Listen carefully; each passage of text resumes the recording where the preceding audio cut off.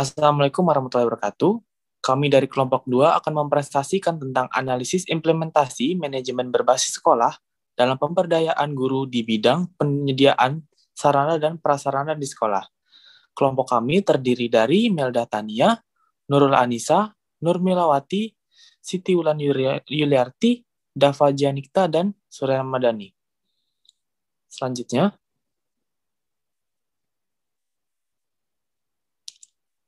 pada presentasi pada hari ini, kita akan membahas tentang yang pertama adalah pengertian manajemen sarana dan prasarana sekolah, yang kedua, pengertian pemberdayaan guru, yang ketiga, standar sarana dan prasarana dalam sekolah, yang keempat, komponen-komponen sarana dan prasarana sekolah, dan yang terakhir adalah implementasi manajemen berbasis sekolah dalam pemberdayaan guru di bidang penyediaan sarana dan prasarana. Next. Definisi. Next. Definisi di sini adalah manajemen sarana dan prasarana di sekolah adalah proses pengadaan dan penyalahgunaan sarana dan prasarana agar dapat mendukung tercapainya tujuan pendidikan secara tepat sasaran. Jadi, sarana itu sendiri adalah segala sesuatu yang terlibat langsung dalam proses pembelajaran. Contohnya adalah buku, meja, papan tulis, dan lain sebagainya yang digunakan oleh siswa dan juga guru. Sedangkan prasarana adalah segala sesuatu yang tidak secara langsung menunjang pendidikan. Contohnya seperti lapangan, toilet, kebun, dan lain sebagainya macamnya. Untuk materi selanjutnya akan disampaikan oleh Saudari Nurmilawati. Baik, terima kasih Saudara Surya. Selanjutnya saya akan menjelaskan tentang pemberdayaan guru. Pemberdayaan guru adalah proses memberikan kemampuan kepada guru agar mampu memberikan pertimbangan terkait baik atau tidaknya cara mengajar. Kemudian mampu mengambil keputusan sendiri untuk menyelesaikan permasalahan mengajar yang dihadapi di dalam kelas sehingga bisa bekerja dengan kinerja yang lebih tinggi dan lebih baik lagi. Pemberdayaan guru ini menjadi sangat penting karena melalui pemberdayaan guru tersebut, para guru akan ide-ide baru, proses belajar mengajar guru akan teknik-teknik baru dalam mengajar. Hal ini akan berdampak positif karena guru yang telah dilatih untuk menggunakan berbagai teknik mengajar akan lebih cenderung untuk mengaplikasikan teknik mengajar tersebut kepada siswa-siswanya. Selain itu, pada kegiatan pemberdayaan guru akan jadi termotivasi melalui berbagai ide baru dan pengalaman yang akan mereka dapatkan. Demikian juga pemberdayaan guru memiliki kaitan yang positif terhadap motivasi guru. Dengan mengikuti program pemberdayaan guru, guru akan menjadi termotivasi. Semakin guru tersebut termotivasi, maka kinerja guru tersebut akan semakin tinggi, yang membuat hasil belajar siswa akan semakin baik. Di sini terdapat 4 bentuk pemberdayaan guru. Yang pertama, Teacher Quality Assessment, yang kedua pelatihan, yang ketiga pendampingan, dan yang keempat refleksi. Materi selanjutnya akan dijelaskan oleh Saudari Dava. Saudari Dava, dipersilahkan. Baik, di poin kedua ada standar dan komponen sarana dan prasarana. Di sini saya akan menjelaskan terkait standar sarana dan prasarana dalam sekolah. Baik, di sini ada standar. Oke, sebelumnya saya akan menjelaskan terkait setiap satuan pendidikan wajib memiliki sarana dan prasarana yang meliputi lahan, ruang luas, ruang pimpinan satuan pendidikan, ruang pendidik, ruang tata usaha, ruang perpustakaan, ruang laboratorium, dan ruang tempat lainnya yang diperlukan untuk menunjang proses pembelajaran yang teratur dan berkelanjutan. Di sini ada Peraturan Menteri Pendidikan Nasional Republik Indonesia yang berkaitan dengan standar sarana dan prasarana. Yang pertama ada Peraturan Menteri Pendidikan Nasional Republik Indonesia Nomor 24 Tahun 2007 tentang standar dan sarana prasarana untuk sekolah dasar atau madrasah ibtidaiyah, sekolah menengah pertama atau madrasah sanawiyah, dan sekolah menengah atas atau madrasah aliyah. Standar sarana dan prasarana untuk jenis pendidikan umum, jenjang pendidikan dasar, dan menengah mencakup dua hal sebagai berikut. Yang pertama ada kriteria minimum sarana, meliputi perabot, peralatan pendidikan, media pendidikan, buku dan sumber belajar lain, teknologi, informasi dan komunikasi, serta perlengkapan lain. Kemudian kedua ada kriteria minimum prasarana. Di sini yaitu meliputi lahan, bangunan, ruang, dan instalasi daya dan jasa yang dimiliki sekolah atau madrasah, seperti itu. Kemudian yang kedua ada Peraturan Menteri Pendidikan Nasional Republik Indonesia Nomor 40 Tahun 2008 tentang standar sarana prasarana untuk sekolah menengah kejuruan atau SMK dan madrasah aliyah kejuruan atau MAK. Pada tingkat satuan pendidikan SMK atau MAK harus mengikuti ketentuan sebagai berikut. Yang pertama, sarana dan prasarana tiap satu SMK atau MAK harus mampu menunjang dan melayani 3 rombel dan maksimal 48 rombel. Kemudian yang kedua, prasarana dan sarana yang harus ada di tiap SMK atau MAK adalah sebagai berikut. Pertama, kelompok ruang pembelajaran umum seperti ruang kelas, perpustakaan, laboratorium, dan sebagainya. Kemudian yang kedua ada kelompok ruang penunjang seperti ruang kepala sekolah, guru, tata usaha, dan tempat ibadah. Kemudian ada juga yang ketiga, kelompok ruang pembelajaran khusus yang disesuaikan dengan praktik program keahlian yang disediakan dalam SMK tersebut, seperti itu. Kemudian di terakhir di sini ada Peraturan Menteri Pendidikan Nasional Republik Indonesia Nomor 33 Tahun 2008 tentang standar sarana prasarana untuk sekolah luar biasa. Pada tingkat satuan pendidikan SDLB, SMPLB, SMALB harus mengikuti ketentuan sebagai berikut. Yang pertama, sarana dan prasarana tiap satu SDLB harus menampung dan melayani minimal 6 rombel untuk satu atau beberapa ketentuan. Kemudian yang kedua, sarana dan prasarana tiap satu SMPLB harus mampu menampung dan melayani minimal 3 rombel untuk satu dan beberapa ketunaan. Oh, mohon maaf, tadi saya salah sebut. Maksud saya ketunaan juga untuk SDLB, seperti itu. Kemudian yang ketiga, ini ada sarana dan prasarana tiap satu SMALB harus mampu menampung dan melayani minimal 3 rombel untuk satu atau beberapa ketunaan.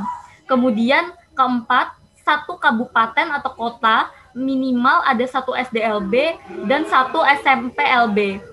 Kemudian kelima, kurangnya jumlah SDLB dan atau SMPLB di suatu wilayah yang penduduknya lebih dari 250 juta jiwa bisa diantisipasi dengan menambah sarana dan prasarana pada SDLB dan atau SMPLB yang sudah ada atau menyediakan SDLB atau SMPLB yang baru. Kemudian keenam, SDLB, SMPLB, SMALB yang menjadi tunalaras dipisahkan dari SDLB, SMPLB, dan SMALB ketunaan yang lain.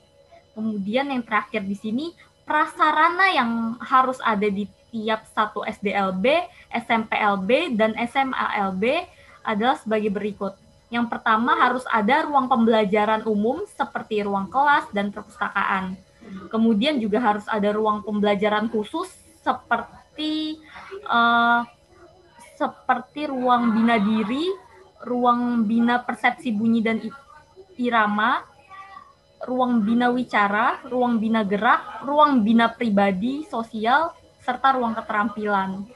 Kemudian yang ketiga di sini ada ruang penunjang, yaitu seperti ruang kepala sekolah, guru, tata usaha, tempat ibadah, dan ruang UKS, ruang BK, kamar kecil, dan lain sebagainya. Seperti itu. Sekian pemaparan materi saya terkait standar sarana dan prasarana dalam sekolah. Selanjutnya ada materi komponen yang akan dilanjutkan oleh teman saya, yaitu Saudari Melda. Dipersilakan kepada Saudari Melda untuk memaparkan materi.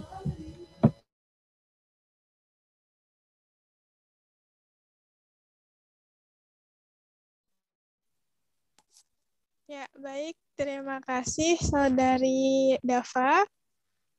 Ya, selanjutnya saya akan melanjutkan materi terkait komponen. Komponen di sini yaitu komponen manajemen sarana dan prasarana. Ya. Nah, pada peraturan yang dijelaskan bahwa standar sarana dan prasarana terdiri sebagai berikut. Yang pertama, adanya lahan, kedua, adanya ruang, ketiga, adanya perabot, yang keempat, adanya alat dan media pendidikan, dan yang kelima, adanya buku dan bahan ajar. Ya, baik. Saya akan membahas terkait poin pertama, yaitu lahan. Karena kita di sini membahasnya soal pendidikan, maka lahan di sini kita membahas lahan sekolah, yang mana lahan sekolah harus bersertifikat.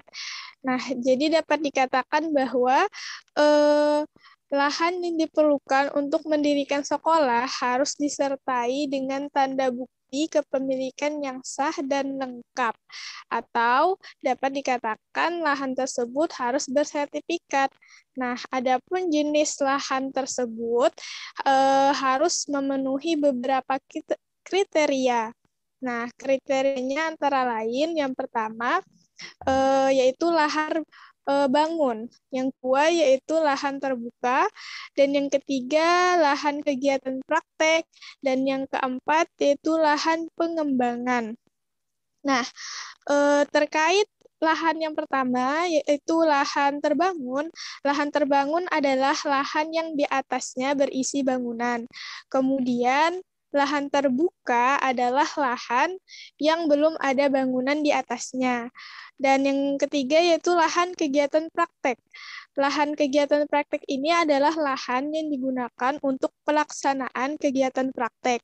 Kemudian lahan yang terakhir yaitu lahan pengembangan. Lahan pengembangan ini adalah lahan yang dibutuhkan untuk pengembangan bangunan dan kegiatan praktek. Jadi, jenis lahan yang dapat dikatakan sebagai lahan bersertifikat yaitu harus memenuhi kriteria yang telah saya sampaikan tadi. Nah, kemudian terkait ruang. Nah, ruang di sini haruslah sesuai dengan fungsinya, yang mana secara umum jenis ruang ditinjau dari fungsinya dapat dikelompokkan menjadi 3 kelompok. Yang pertama yaitu ruang pendidikan, yang kedua yaitu ruang administrasi, yang ketiga yaitu ruang penunjang.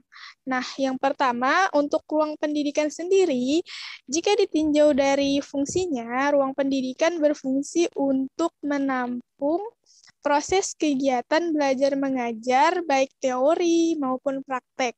Nah, di ruang pendidikan sendiri, contohnya itu seperti ruang perpustakaan, ruang laboratorium, ruang kesenian, ruang olahraga, dan ruang keterampilan. Kemudian, ruang yang kedua yaitu ruang administrasi. Ruang administrasi, jika ditinjau dari fungsinya, berfungsi untuk melaksanakan berbagai kegiatan kantor. Namanya saja sudah administrasi, pastinya berhubungan dengan kantor. Nah, ruang administrasi sendiri terdiri dari ruang kepala sekolah, ruang tata usaha, ruang guru, dan gudang. Nah, kemudian ruang yang ketiga yaitu ruang penunjang. Ditinjau dari fungsinya, ruang penunjang ini berfungsi untuk menunjang kegiatan yang mendukung proses kegiatan belajar mengajar. Nah, contoh dari ruang penunjang sendiri, yang pertama yaitu ruang ibadah, kemudian yang kedua ruang serbaguna, selanjutnya ruang koperasi sekolah, ruang UKS, ruang OSIS, ruang WC atau kamar mandi, dan ruang BP. Kemudian selanjutnya yaitu perabot. Nah, terkait perabot, perabot ini juga sama halnya dengan ruang tadi, yang mana perabot haruslah sesuai dengan fungsinya. Secara umum, perabot sekolah mendukung 3 fungsi, yaitu fungsi pendidikan, fungsi administrasi, dan fungsi penunjang. Nah, jenis perabot pun juga seperti fungsinya, yang mana dikelompokkan menjadi 3 macam. Yang pertama yaitu perabot pendidikan, yang kedua perabot administrasi, dan yang ketiga yaitu perabot penunjang. Nah, perabot pendidikan sendiri, yang pertama tadi adalah semua jenis mebel atau furniture, atau juga dapat dikatakan sebagai perlengkapan yang digunakan untuk proses kegiatan belajar mengajar. Kemudian yang kedua yaitu perabot administrasi. Nah, perabot administrasi sendiri adalah bot yang digunakan untuk mendukung kegiatan kantor. Kemudian perabot yang ketiga yaitu perabot penunjang adalah perabot yang digunakan atau dibutuhkan dalam ruang penunjang. Contohnya seperti perabot perpustakaan, perabot UKS, dan perabot OSIS. Nah, kemudian membahas terkait alat dan media pendidikan.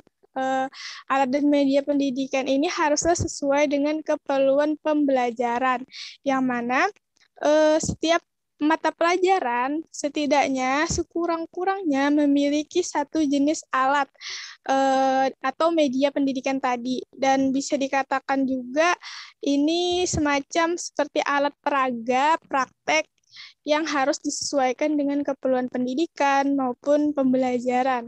Nah, kenapa harus adanya alat dan media pembelajaran, media pendidikan ini tadi? Sehingga dengan adanya alat dan media pendidikan, proses pembelajaran tersebut akan berjalan dengan optimal.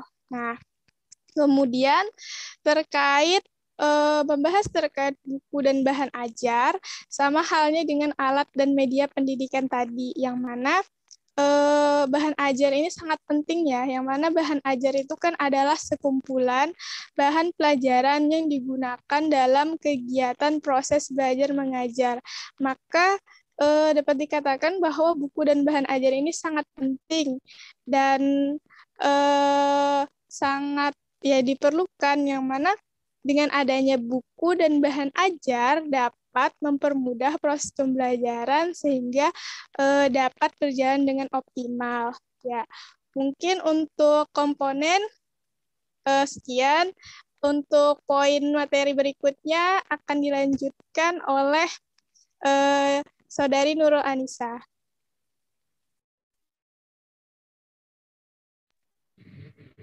Baik, terima kasih kepada Saudari Merda. Sekarang saya akan melanjutkan materi selanjutnya, yaitu mengenai proses kegiatan manajemen sarana prasarana pendidikan secara umum. Meliputi pertama ada perencanaan sarana dan prasarana pendidikan. Perencanaan sendiri merupakan seperangkat keputusan yang diambil dalam menentukan kegiatan yang hendak dilakukan pada masa yang akan datang. Perencanaan juga merupakan rangkaian dari keputusan yang diambil dengan isi mengenai kegiatan yang akan dilakukan dalam manajemen sarana dan prasarana. Contohnya di sini kita ambil saja di suatu sekolah ada disediakan satu ruangan yang akan digunakan untuk kegiatan belajar dan mengajar. Di ruangan tersebut memerlukan sarana yaitu 20 meja dan 20 kursi untuk 20 siswa. Itu perencanaannya. Nah, untuk mewujudkan perencanaan itu diperlukan pengadaan. Nah, pada poin kedua yaitu pengadaan sarana dan prasarana pendidikan. Di sini pengadaan merupakan suatu upaya yang dilakukan dalam pemenuhan kebutuhan untuk kelancaran dalam proses pendidikan di sekolah dengan mengacu pada apa yang direncanakan sebelumnya. Jadi rencana yang sebelumnya tadi dibutuhkan 20 meja dan 20 kursi untuk 20 siswa. Nah, di pengadaan ini dilakukan berbagai upaya agar kursi dan meja tersebut bisa digunakan sebelum terlaksananya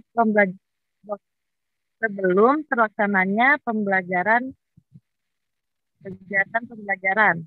Nah, selanjutnya ada pendistribusian. Nah, pendistribusian di sini merupakan kegiatan pemindahan barang dan tanggung jawab dari seorang penanggung jawab penyimpanan kepada unit-unit atau orang-orang yang membutuhkan barang tersebut. Contoh kecilnya di kelas A kekurangan meja dan kursi, sedangkan di kelas B memiliki meja dan kursi yang tidak terpakai. Jadi agar dapat digunakan, meja dan kursi tersebut dipindahkan ke kelas A agar bisa digunakan. Nah, selanjutnya ada inventarisasi sarana dan prasarana pendidikan. Inventarisasi ini dapat diartikan sebagai pencatatan penyusunan barang-barang milik negara secara sistematis, tertib, dan teratur berdasarkan ketentuan-ketentuan atau pedoman-pedoman yang berlaku. Di sini inventarisasi secara fisik itu dilakukan oleh kepala sekolah biasanya. Nah, yang kelima yaitu penggunaan sarana dan prasarana. Dalam penggunaannya, suatu barang atau benda yang dimiliki harus jelas kegunaannya sehingga barang atau benda tersebut dapat dimanfaatkan secara efektif. Selanjutnya, yang keenam ada pengawasan dan pemeliharaan sarana dan prasarana pendidikan di sekolah. Pengawasan ini ditujukan untuk menjaga atau memelihara dan memanfaatkan sarana dan prasarana di sekolah, serta agar perlengkapan yang dibutuhkan oleh personil sekolah dapat dalam kondisi siap pakai. Nah, selanjutnya ada penghapusan. Penghapusan di sini merupakan kegiatan pembebasan sarana dan prasarana dari pertanggungjawaban yang berlaku dengan alasan yang dapat dipertanggungjawabkan. Nah, penghapusan ini bertujuan untuk mengeluarkan atau menghilangkan sarana dan prasarana dan inventaris karena sarana dan prasarana tersebut sudah dianggap tidak berfungsi sebagaimana yang diharapkan, terutama untuk kepentingan pelaksanaan pembelajaran di sekolah. Baik, itu saja materi dari kegiatan dari proses kegiatan manajemen sarana prasarana pendidikan. Materi selanjutnya akan dipaparkan oleh saudari Siti Wulan Yuliati. Baik, saya akan melanjutkan pemaparan materi dari saudari Nurul Anissa mengenai implementasi manajemen berbasis sekolah dalam pemberdayaan guru di bidang penyediaan sarana dan prasarana. Next.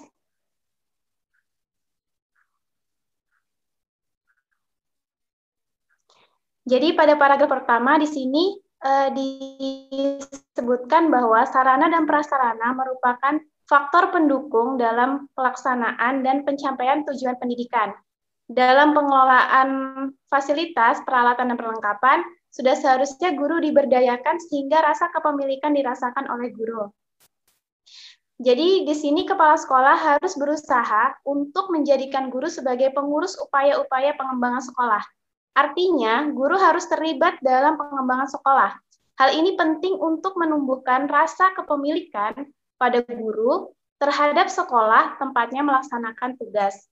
Ini merupakan tujuan dari pemberdayaan guru, yaitu untuk meningkatkan rasa memiliki dan tanggung jawab atas keputusan. Kemudian selanjutnya mengenai sarana dan prasarana pendidikan harus tersedia dengan baik. Hal ini diperoleh dari bantuan pemerintah dan inisiatif dari kepala sekolah dan guru, yaitu di mana kepala sekolah membuat suatu kebijakan dengan menyarankan guru untuk membuat proposal yang berkaitan dengan prasarana yang dibutuhkannya dalam proses pembelajaran. Hal ini merupakan salah satu upaya yang dapat dilakukan guru untuk membantu kepala sekolah dalam penyediaan atau melengkapi sarana dan prasarana untuk sekolah. Selanjutnya,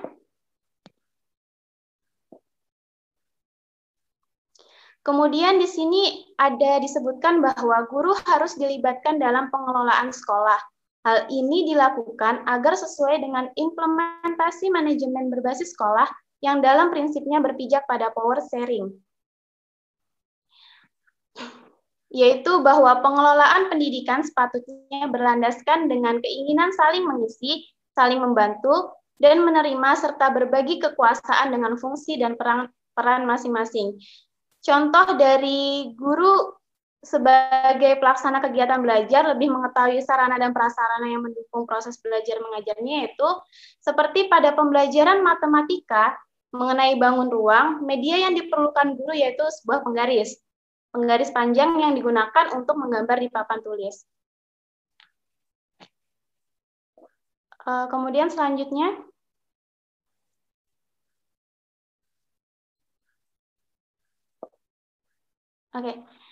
sebelum sampai ke penutup, jadi pada pemeliharaan, guru yang menggunakan media atau alat bantu pelajaran pada saat selesai pembelajaran harus langsung menyimpannya kembali di lemari atau di tempat lain yang telah disediakan. Berdasarkan analisis yang telah kami lakukan, cara-cara yang harus dilakukan kepala sekolah untuk implementasi manajemen berbasis sekolah dalam memberdayakan guru di bidang sarana dan prasarana sekolah adalah kami mendapatkan 3 poin yang telah kami analisis, yaitu yang pertama, kepala sekolah harus mampu untuk terus memberdayakan guru. Pemberdayaan dapat dilakukan dengan mempersiapkan sarana dan prasarana seperti penyediaan alat-alat media pembelajaran. Poin kedua yang kami dapatkan yaitu kepala sekolah melakukan tindak lanjut dengan melaksanakan pelatihan untuk meningkatkan kemampuan guru dalam melaksanakan pembelajaran di kelas. Kepala sekolah perlu mengaktifkan musyawarah guru mata pelajaran atau biasa disebut dengan MGMP, di mana pada musyawarah tersebut, guru membahas tentang mata pelajaran seperti kompetensi dasar atau tujuan dari pembelajaran yang akan diajarkan di kelas. Poin ketiga yang kami dapatkan dari analisis, yaitu kepala sekolah sebagai pemimpin di sekolah dalam menyusun program sekolah perlu membentuk kerjasama dengan semua personil sekolah, terutama para guru.